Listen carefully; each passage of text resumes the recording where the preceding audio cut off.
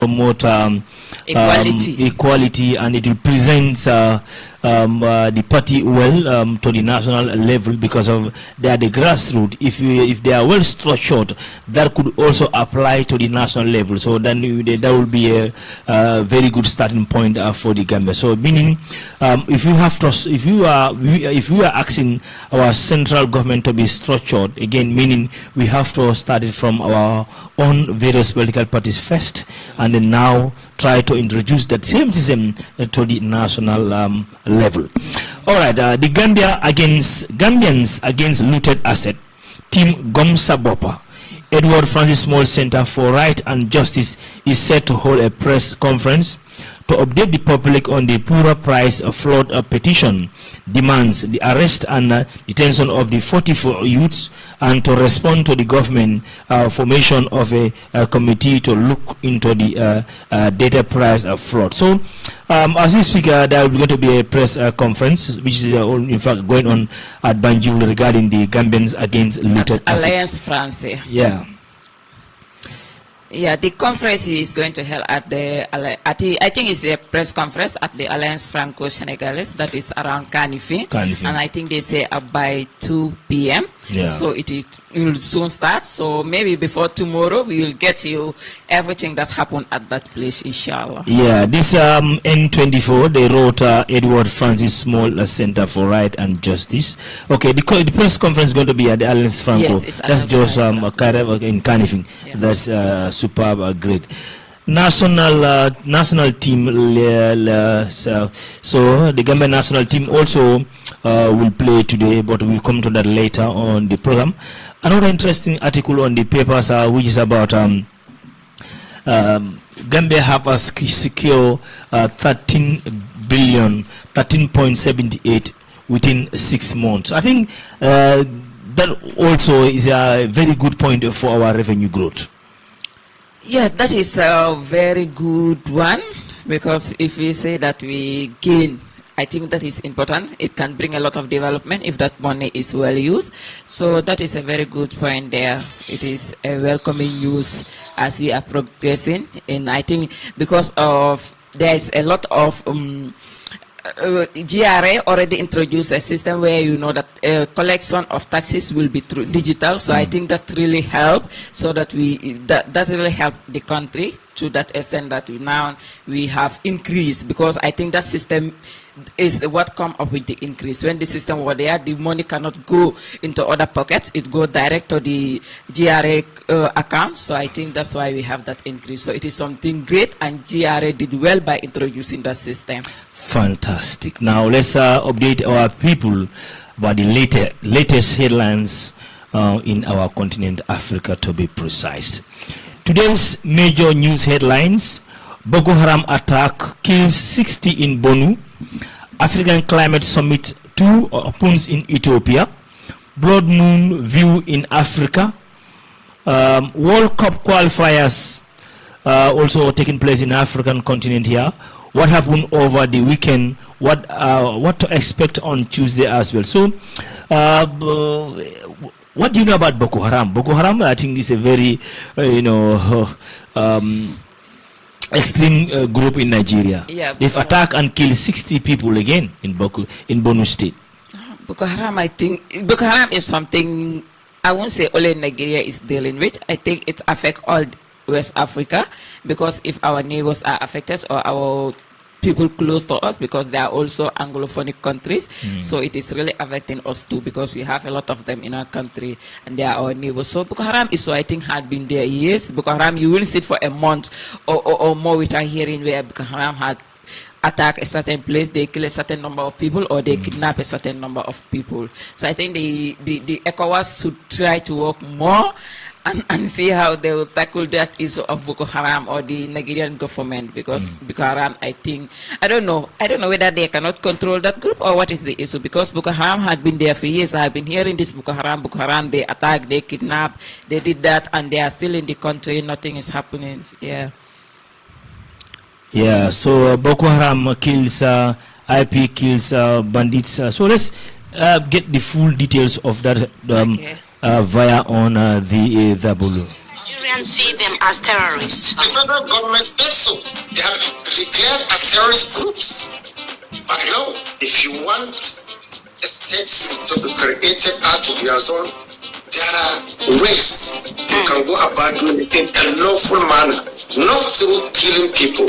What's the lawful manner for you? They should go through what the Constitution says. Nigeria is a sovereign country.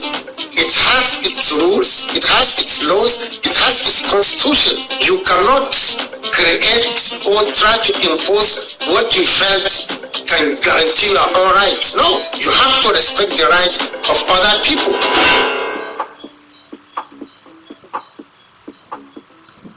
So that is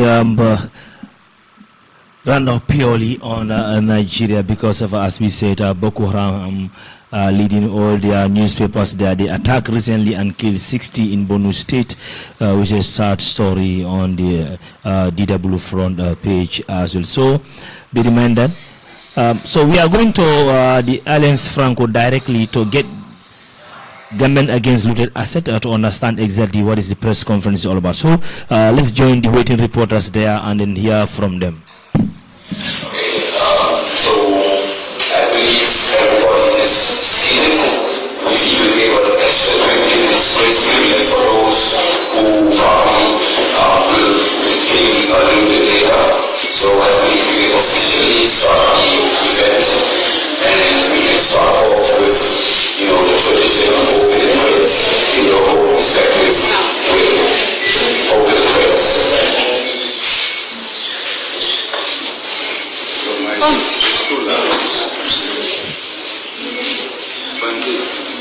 Yeah, we are not getting the best of the audio quality there from the Alliance Franco, whereas where the press conference is currently taking place regarding Gambians against the looted asset.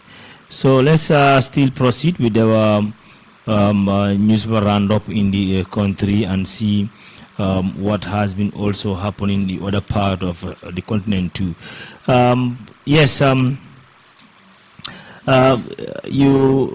another story that is more than 50 civilians have been killed in a funeral attack by Alliance Democratic Francis, that is ADF rebels, has also confirmed in Congo. So a lot of killings in Africa, and then it's really shocking to hear such stories from.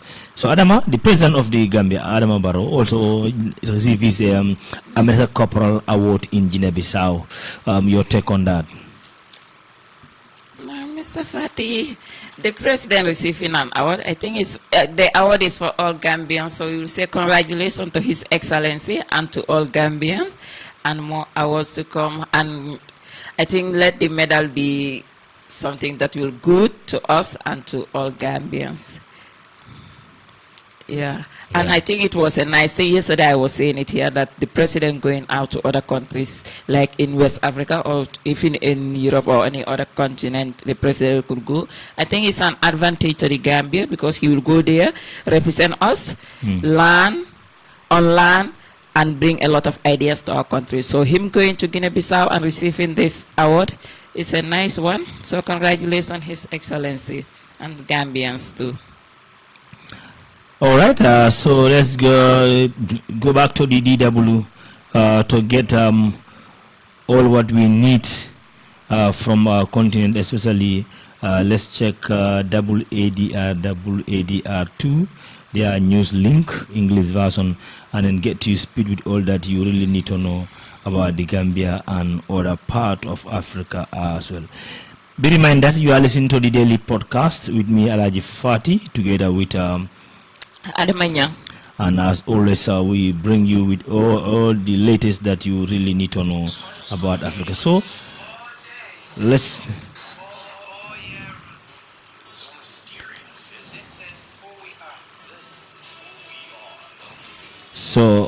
now join DW for that's West Africa Democracy Radio for the news link update. In the car through our website www.wadr.org.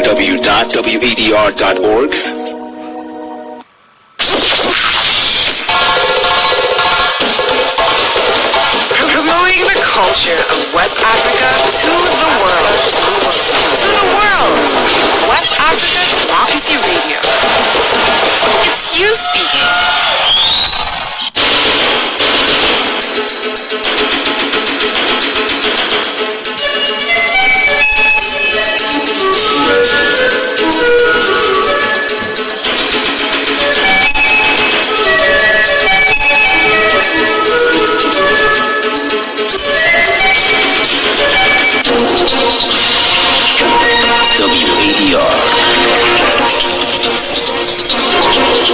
Democracy Dialogue. It's midday in Dakar, 1 o'clock in Niamey. Good afternoon and welcome to Newslink on West Africa Democracy Radio, broadcasting on 94.9 FM and around the world on WADR.org. Here are the top stories. Reactions trail 5 candidates confirmed for Côte d'Ivoire's October 2025 election. You rarely see that those mentioned right here, they carry weight. That's why they excluded them from the electoral list. Women can do just as much. A woman can also be president. Against Alassane Ouattara, no chance. 7-day warning strike by Nigerian resident doctors leaves patients and relatives in dire condition. Ghana's Traders Association shut down over 200 foreign shops for alleged retail laws violation.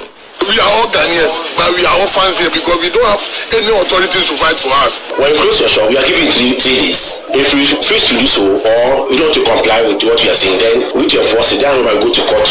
An audit exposes $2.8 million in unsubstantiated payments at Ministry of Finance sparking public outrage in Liberia. Please stay tuned for details of the stories and more. Here is Imo Edit with Newslink. Thank you for joining our broadcast. Let's begin in Côte d'Ivoire, where the Constitutional Council validated 5 candidates for the October 2025 presidential election. This announcement by the president of the council, Chantal Nanaba Kamara, have sparked wide reactions locally and internationally. Out of 60 applications submitted, only 5 were selected, including incumbent president Alassane Ouattara. However, the applications of former president Laurent Gbagbo and Tidjane Thiam, representing the main opposition party PDCI, were disqualified. Abdullah Hassan completes the story. The disqualification of several opposition leaders, including former President Laurent Gbagbo, continues to spark discussions across the streets of Abidjan. Here are some reactions from ordinary Ivorians regarding this announcement.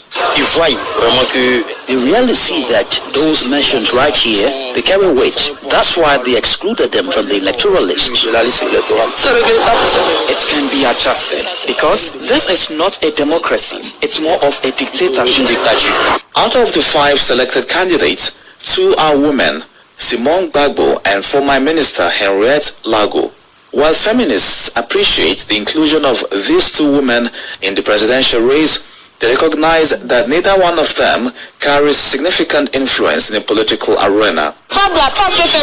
Women can do just as much. When there is a boy who is president, a woman can also be president. Against Alassane Ouattara, no chance. Maybe not, it's just makeup. Otherwise, no chance. One must even somewhat deceive oneself. If she has been selected, she might get a few votes. It's not to block the presidential seat reserved for men once again. She might get a few votes to please the female audience. 3 candidates are running for the presidency for the first time: Aoua Don Melo, Jean-Louis Bion, and Simone Gbagbo. These candidates are viewed by citizens as the new generation of political leaders who are expected to shape the Ivorian political landscape for years to come. Nothing is decided because we do not know what support the candidates will receive. The PPA, CR and the PDCR, they could certainly have negotiations. And if these candidates receive support from these major parties, I think it is not predetermined because the environment is such that today the population is experiencing changes.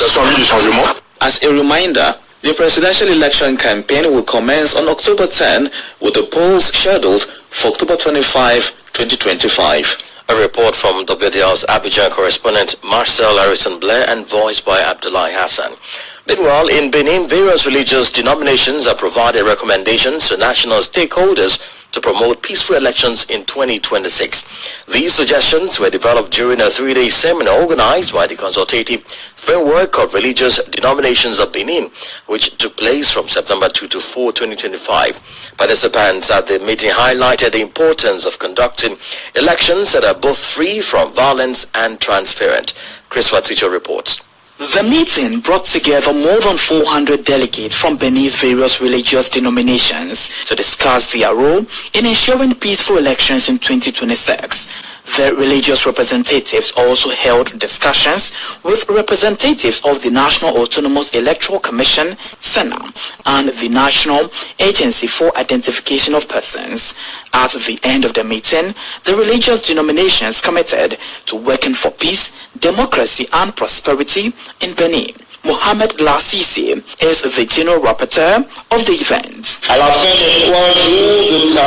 At the end of the 3 days of work, we decided to invite every Beninese woman and man, every institutional actor, and the entire political class to place Benin, its peace, and the unity of the nation in the hands of Almighty God, above any person, any political party, and any institution, whatever it may be. The code of conduct in a democracy like Benin is the submission of all citizens, all entities, including religious denominations. The religious denominations framework encouraged the various stakeholders to use national and international channels of appeal, as well as constructive dialogue to resolve potential political and electoral disputes. Christopher Teacher with the details of that report found by WDR's Cotonou correspondent Aziz Adam Soleil. Let's head to Mali, where terror is beginning to take roots in the Kaya region west of the country. The terrorist group JNIM announced a blockade on the main roads leading to the city. Recently, non-state armed men intercepted trucks carrying goods to Bamako, and some of these trucks were set on fire. In the wake of this, the Malian army is reassuring the population of proactive measures to address the situation. Augustin Koli completes the story. The National Union of Truck Drivers in Mali is preparing to travel to the Kai region to meet with transporters operating the Kai-Bamako route. This is the primary road for transporting many goods from Senegal to Bamako. The terrorist group JNIM announced that it has imposed a blockade along this route, following the arrest of several drivers and the burning of their trucks filled with goods. Many are now afraid to use this road. The union aims to gather information about the situation before meeting with the government in the coming days. In discussions with authorities in Bamako, they will focus on measures to secure the transport of goods by the Malian army. For now, the transport of goods between Senegal and Mali via Kai continues, according to Suleimani Komari, head of the National Union of Truck Drivers in Mali. While some truckers are stuck in Kai due to fear of returning to the road, others are still taking the risk of traveling to Bamako. At the border between Senegal and Mali, Malian trucks transporting goods are continuing their circulation towards Bamako via Kai, a security source at the border confirmed. Augustin Koli with that report. More stories coming up on West Africa Democracy Radio. Newslink continues. Well, in Ghana, more than 200 retail shops, mostly belonging to Nigerians, at the popular Abosi Okai spare part market have been shut down by task force of the Spare Part Dealers Association. The Abosi Okai Spare Part Market Association Director of Communications, Taki Ado, explained that the closure were prompted by violations of the country's retail laws, which reserve retail and petty trading exclusivity for Ghanaian citizens. However, the Nigerian Traders Association is expressing concerns about the impact of the move on trade relations, urging their Ghanaian counterparts to exercise caution in enforcing the law. Nadia Tete reports. The Aboso Okai Spare Parts Dealers Association says the crackdown stems from violations of Ghana's investment laws, which reserve retail and petty trading exclusively to citizens. The move, they explained, is intended to enforce compliance and protect local businesses that have long complained of unfair competition. Under the Ghana Investment Promotion Act, Act 865, retail trade is strictly reserved for Ghanaians, but traders insist enforcement has been weak. One dealer compared Ghana's lax approach with the tighter restrictions in Nigeria. You can't. There's no way. I've been there. I've been paying this paper from there. Go there as a wholesaler before you go along. Even the amount you pay before a trade ministry, before you issue your license. It's not that easy. And this is also some of it for it. They say everything. Yeah, we have the laws. But they are not using the laws. They are not enforcing the laws. Some traders also lamented that authorities and trade associations had abandoned them leaving them vulnerable. We are all Ghanaians, but we are orphans here because we don't have any authorities to fight for us. Others accused the Ghana Revenue Authority, GRA, of harassment, saying Ghanaian traders are hounded over taxes while foreigners operate with little restriction. Director of Communications for the Aboso-Kai Spare Parts Dealers Association, Techi Ado, announced at a press briefing that foreign traders in the enclave have been given a 3-day ultimatum to vacate their shops or face a total enforcement of the law. Honorable, just close your shop. When you close your shop, we are giving you 3 days. If you refuse to do so or you don't want to comply with what you are saying, then we need to enforce it. Then we might go to court to seek for injunction and get your police service. You come and force them. Meanwhile, the Nigerian Traders Association, NUTA, has expressed concern about the development, warning that the crackdown could strain relations between the two countries. Here is the president of the Nigerian Traders Association, Evaritus Inwako. We don't have two governments here in Ghana. We have only one government. We want to pause and see what the government will say about it. Then we can take it from there. The latest closures revive long-standing tensions over Ghana's retail laws, which have repeatedly sparked clashes between local traders and foreign nationals in recent years. For WADR, Nadi Ditete, Accra. Now to some health matters. In Nigeria, a 7-day warning strike by resident doctors in the Federal Capital Territory, Abuja, enters its second day this Tuesday. The doctors are accusing the FCT administration of neglecting critical issues in the healthcare sector, including poor working conditions and inadequate resources. Patients and their families are voicing concerns over limited access to medical care, urging the government to take immediate action to resolve the crisis. Usman Marin Abuja reports. The doctors are protesting what they describe as long-standing failures in the territory's health system, including poor staffing, unpaid salaries, and unsafe working conditions. Their president, Dr. George Ebong, told journalists that the decision followed an emergency meeting after months of fruitless discussions with the FCT administration. They have refused to employ, they have refused to pay, they have refused to promote, they have refused to skip, they have refused to convert our fellow colleagues who have passed their part 2.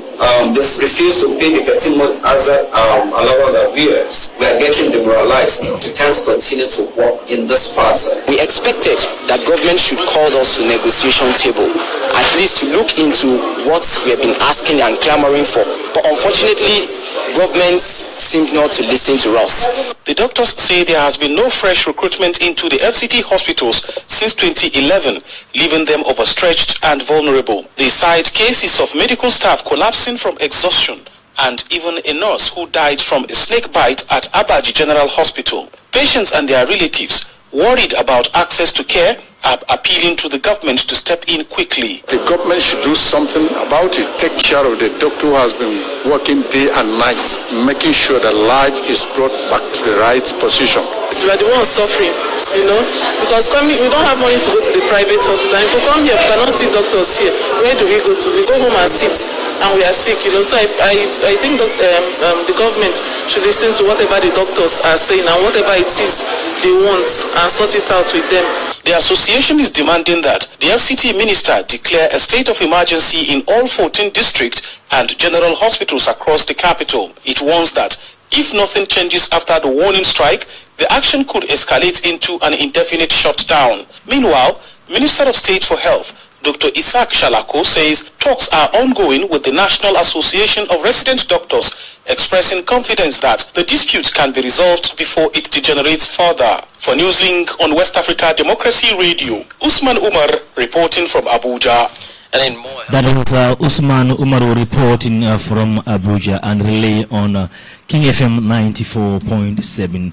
Reminders, you are listening to your daily podcast. This program comes to you Monday to Thursday from 1 to 2 p.m. with me, ALHAGIE Fati and ADAMA and NYANG. So, ADAMA, we have a lot about West Africa link. They give us a real update regarding politics, health and other stuff. So, now let's put more Gambian context into this perspective.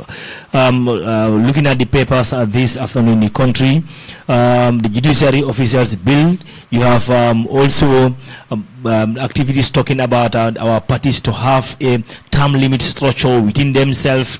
And then, of course, the agreement between the Gambia government and the Spanish government has, the ministry have come out with a press release regarding the 30-something, Gambians have absconded from that trip. They failed to come. Only 2 supposed to come. Even that 2, they say they missed their flight and they are expecting them these days. Your take on the people who have the first batch of the Gambians to go and work in Spain. Almost half of them, I would say, out of 37, if 35 or 30 something went missing, absconded, it's just like the whole batch have been absconded, very close to the whole batch now. Your take on that issue? or I should make it simple like for you. If that was you, will you come or will you stay? That's why I started with laughing, because I see that them going to Europe, you work for some months and you have to come back to the Gambia, and you know that if I come to the Gambia, maybe I'll go back, I won't have a job. Only the money I came, and the money they were having, maybe they were sending it to their family, they use it something. And so you going up to that estate, and you know that you have more opportunities in Europe, and you have to work for months. They bring you back to the Gambia where you need to go and start at the drawing board to start your life again. That's, I know a lot will not come back. If it is me, so if it is me, like you said, if it is me, if I come back, if it is me, I will respect the contract. I will respect the contract and come back, so that other Gambians also will have the opportunity to experience such. Because if all of them go to that place and they decide to run away or to abscond, those people will try to look at it. Is this contract safe? If we bring others to, they will do the same thing. So them coming back could have been an opportunity for others to go. But if they did not come back, they decide to leave that place. They know that it's time to go, come back. They decide to move away. It will be a disadvantage to Gambians, because those responsible might feel like no need to bring other Gambians, because if they come, they will not want to go back. So them coming back was an opportunity for others, but them not coming back, I think it will be a disadvantage to us. But when I look at to myself, it will be very difficult to come back if you look at circumstances you will meet in the Gambia. Yeah. But your stand is, if this was you will come back. Yes, if it was me, I will come back, so that I will give opportunity to others. All right. So now, the reason I brought this topic, let's talk about the chances of the Gambia government and the Spanish government resigning that similar deal again. Do you think it will not affect this deal in as much these boys fails to come back home? That's what I was saying. It will. That's why I say if it was me, I will come back. Because if you don't come back, it will affect the memorandum of understanding they have. I don't know whether it's a memorandum or it was just a project brought to the Gambia. So if they come back, it will make the process to be smooth. Those people will be eager to sign orders. They know that those people will go and work and come back. But now this, like they are nowhere to be found. It will be very difficult for those people to have that urge again to come back to the Gambia and take another badge. All right, if you are listening, you can send us your message on 7265639. 7265639. Your take on the whole these articles that you had on this program, being sports, politics, and whatsoever, will be highly welcome. And then let's look at another. Former Nigerian President Olusegun Obasanjo has warned African countries against relying on the World Bank and IMF, saying the institutions were never designed to serve Africa's best interest. Speaking at the Intra-Africa Trade Fair in Algeria, Obasanjo urged leaders to focus on inter-African trade and regional integration as a basic for sustainable growth. The World Bank is not for us. The IMF is not for us. Once we understand that, we will know how to deal with them. He said he called for more local currency trade settlement to reduce dependency on the US dollar and the easy pressure of African currency. Do you agree with Obasanjo there? that the World Bank and IMF is not for Africa. He said if our leaders understand that we have to go back to the drawing board, let's say to the farmland, and start eating what we grow. Mr. Fate, I agree. 100% agree to that statement. Yeah. But when you look at it, we can say someone may argue that the World Bank is sponsoring a lot of projects in the Gambia, but they are not doing it to our advantage. I think what His Excellency, I don't know, it is Obasanjo, yes, said is very right. We need to go back to the drawing board, go back to our farms, try to be to feed. If you feed yourself, it is very easy to develop. But if you rely on other countries or you rely on other NGOs to feed a country, I don't think there will be development. So us try to work within us, bring more projects within us, that will lead to more development than trying to wait for the World Bank, because the World Bank, as he said, they are not there for the interest of Africans. They are just giving us grants and other things, but that is for us to completely depend on them. And depending on someone, that means that person controls you. Yeah, that's quite true. As you are also aware, currently as we speak, the mayor of KMC, Ahmed Bensouda, is on the testimony of a local government commission. Let's just have a list of that, and then when we return, the program continues. Let's hear from Mayor who answered the question from the lead council.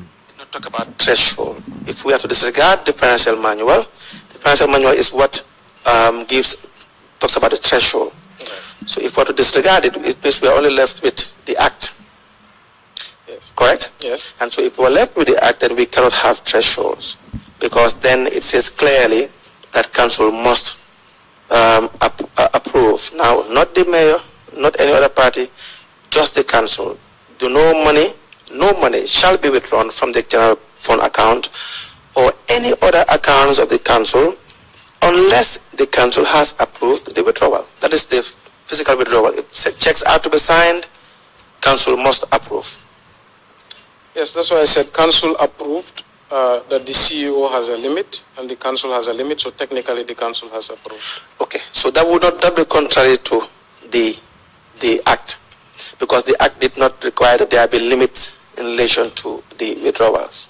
It says council must approve every withdrawal. That's why I said the council approved that the CEO can have limits and then the council can have limits. And what will be the legality of that if the council is to now bring in thresholds when the act clearly did not provide for threshold? Because the council has the right as the spending officer to create thresholds. Where is that? Through resolutions. No, where did it say that council can pass a resolution to come up with thresholds? Which resolution? It's in the Local Government Act. Please under resolutions. Please guide us through the act. I don't have the section with me right now, but in the Local Government Act, council can create resolutions, and council is the sole authority on its funds. Yes. It has, council has authority of its fund. In fact, it says financial autonomy of council. It is the Local Government Finance and Audit Act 2004, just a section before 13, that's 12. If you refer to 12, it reads, subject to the provisions of the act, this act and any other act, each council has autonomy over its financial matters, excluding salaries, allowances, and other emoluments.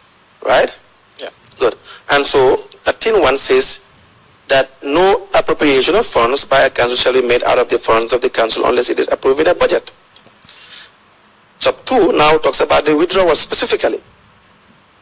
You will know that with legal advice, with respect, that where the law is very specific on an issue, then that is what takes precedence. So it is very specific in relation to withdrawals. Do you agree with this? Section 13.2 specifically talks about withdrawals. Talks about withdrawals. Yeah. Good. And in doing so, it talks about the fact that council must give approval before any withdrawal is done, correct? Yes. Good. And that's why I asked whether that is adhered to. Yes, that's why I said the council has given authority to the CEO and authority to its contracts committee and itself. And where does council have that derive that authority? Council can create any resolution it deems fit. Must be in line with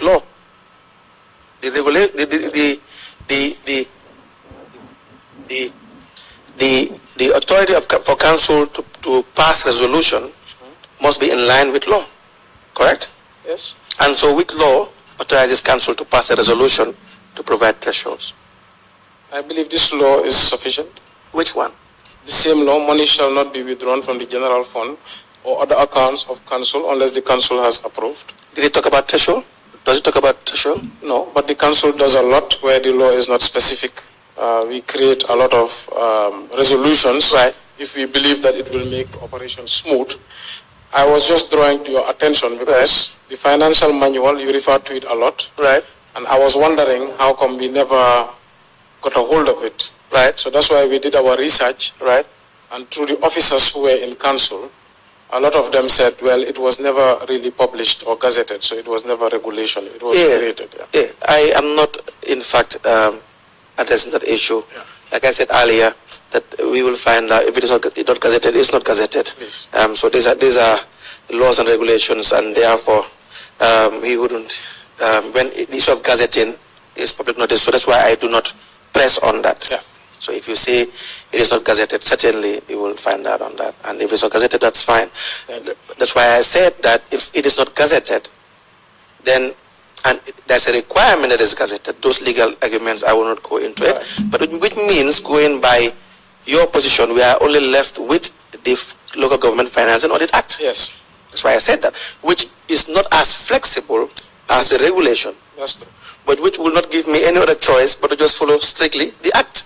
Now, Yes. that's why I abandoned the regulation out of abundance of caution. Yes. So that if we are to do that, which I am going to do, we are left with no choice but to look at what the law says about withdrawals of monies. And so the withdrawals of monies as per section 13 does not discuss or highlight or provide the issues of threshold. Is that correct? Yes. Good. And so that if council now provides a threshold, it would not be in accordance with section 13 sub 2. Correct? Yes. Good. So that the thresholds, if the answer is that it is passed by the General Council, now we want to be guided as to what is the legality of that, because the law says for every decision of council it has to be in line with the binding regulations and laws. Yes, that's why I think you answered where you said the law is not flexible. So what the law is like the skeleton. The regulations. No, the law. The Act. The Act, yes. The Act is not flexible. So the council creates resolutions to make it flexible. I'm not denying the fact that thresholds are important. Right. And they should be in place. Right. But what I'm drawing your attention to is the document you are relying on. Yes. Was not gazetted as per the information I'm receiving. Yes. But if your question is whether thresholds are important, because the law is rigid, right. Yes, I agree. The law is rigid, so thresholds are important. Okay. So that's not the question. And I tend to agree with you when you say that, for instance, the regulation is not gazetted. So that's why I said for all those arguments, I wouldn't go into it, because if it is not gazetted, it's not gazetted. Yeah. And so when we find out that it's not gazetted, then it's okay. The follow-up is that we are only left with the Act, which is in fact the superseding law to our regulation. And so the superseding law, which is the Act, in hierarchy form, does not provide for threshold. And in as much as we want or we think thresholds are important, but you cannot have it if the law does not provide for it, right? Now, the question is, if section 32 sub 2 or any part of the Finance and Audit Act did not provide for thresholds, and council now have a threshold, what is the legality of that? What is the source of authority in coming up with a threshold when there is nowhere it is provided for in the Act? Yes, so the Act provides that a financial manual, that portion of the law is rigid. Right. So the manual is to make the law operational. Right. The problem is they created a manual, but they never gazetted as per the Act has there. Yes. So if you want to rely on the Act alone, council will basically not make any transactions. But if you want to limit the argument on that section of the Act, it would mean then all council transactions are not according to law. Yes. But if the manual was gazetted, which they did not do, and I think is a lapse, then those issues would not come up. Yes, that's what I'm saying exactly. So the binding effect of the regulation or manual, if it is not gazetted, is going to be decided. Well, the binding of the this is so Adama, that was Ben Suda facing the local government commission of inquiry. Now, on our final item on the program, let's talk about the importance of having a commission in the country regarding the way our local government, act, especially when it comes to the financial aspect of it. Mr. Fati. Yeah. Yeah. Yeah. It's a big yes, but commissions are important. Yeah. I think accountability is important. So commissions are there to account for all the spending, the dealings, not only finance, but they account a lot of issues that are happening in a particular institution. But this one is, I think, is specific for local government. Yeah. So it look at all the local government areas in the Gambia, which is a very nice one, so that we know how things are going in those councils or municipalities. And those responsible, those leading the mayors or governors or chairperson of various municipalities or area council will know that anything we are doing, or everyone working there, anything we are doing in this workplace, one day we can be called for a commission, so it will make everybody to work or to do things according to what the law had provided. So commissions are very important. But when we do commission, I think people might think that commission are done to hunt specific people. But to me, I think they are not there to hunt people. They are there for accountability, and accountability is a must. You should tell, as you are leading a public office, I think you should be ready for accountability. Of course. Yeah. Of course, yes. Still on the local government commission, because of, as she rightly mentioned, commission is important because of that is taxpayers' money. The general public need to know the day-to-day affairs of the council, what they do with that money, and then whether the right channel has been, the due course of the law has been followed or not. The problem that we have here in the Gambia, we have a lot of, since President Barrow came in, we have more than 10 commissions, but at the end of the day, the recommendations are not fully fulfilled. This is another thing that many are now complaining about. The government must take action in the recommendation of those commissions, because that is the only way out for a serious government, for a serious country, for serious development, if you have to move from one place to another. Yeah, that one. And I think commissions are like, let's take an example of the Johnny Commission. Today it appeared on the newspapers. That commission took place, I think, for years now. But we are still having issue with that commission. Yeah, because the recommendations were not done. Some of how the properties were managed were misused. So I think when we said commission, when the commission is done, any recommendation given, I think the recommendation should be done in the right manner. But we cannot check a commission, create a commission, use our taxpayers' money to gather those people, pay them every day, and at the end of the day, it is zero to the country. That is just a waste of resources. All right. Before we go, breaking news, the United Democratic Party has named ANM Usainu Dabo, Bori Ture, and Amadou Osane as the three candidates shortlisted for its 2026 presidential flag bearer position. The trio passed both interview and public voting stage and will now be submitted to the party's selection committee. If no census is reached, the candidate will face a preliminary vote on 10th September. Well, finally, we have now know who are the front runners for the UDP flag bearer. I think it's tomorrow. It's tomorrow, yes. Okay. So for us and our listeners, now it's confirmed that UDP have three candidates for this flag bearer seat. Forget about the rest. Concentrate on Usainu Dabo, Bori Toure, and Amadou Sane. These are the three front runners for the UDP flag bearership. And they say these three will have a short meeting and discuss to give each other a chance. If they do not agree on terms, there will be voting tomorrow, September 10. Yeah, I think that is the latest comment. That's a breaking news. It's good that David Podcast break this news on our FM belt. Yeah, that is a great news. I think it's great news to all Gambians and all UDP ministers. Like tomorrow night we'll see what will happen. Maybe today they will agree onto something. If they did not agree onto something, then tomorrow they will go and vote. And I think let me put you on. Look, this is your own part, your own perspective. Okay. If you have the voting right today, you have Hussein Dabo, Bori Toure, Amadou Sane. Who will you vote for? For you? But this is just your own opinion. No, Mr. Fati, I think I don't have anything to say concerning that, because but that is your own opinion. This is your own opinion. It has nothing to do with the outcome of the results. At this moment, all those three you name, I don't say this is the one I'm choosing, because I can say, I won't lie. I know Ole Usainu Dabo. The others, like the other Sane. You don't know Amadou Sane, former finance minister? Yes, Amadou Sane. That's why I'm coming to Amadou Sane. I've been hearing his name. He was a former finance minister. Yeah, but I don't know him much. And the third person, even I don't know that person, Bori to be Toure? candid, yes. Bori Toure too. This is not my first time hearing his name, but I don't know much about him. So I don't know. All right. So you as they say, you are on the fence. Yeah, I'm on the fence. So watch this space.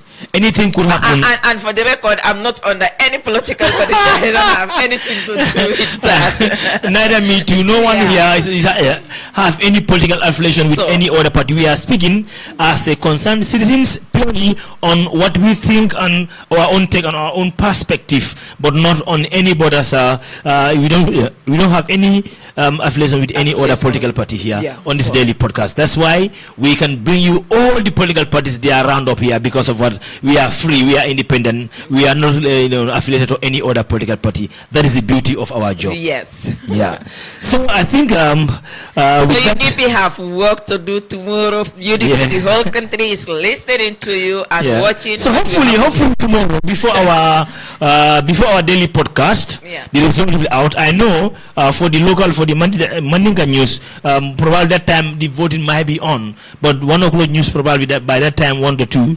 We might know the result of the front three. Who knows?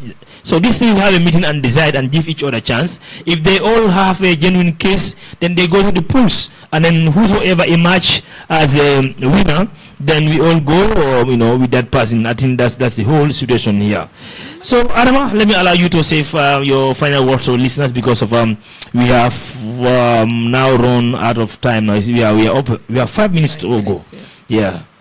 Thank you, Mr. Fati, and our wonderful viewers and listeners out there. Thank you for always being with us. Thank you for following us. And we are saying continue being with us, so that we'll bring you the latest news and everything that is happening within the Gambia and Africa and the world at large.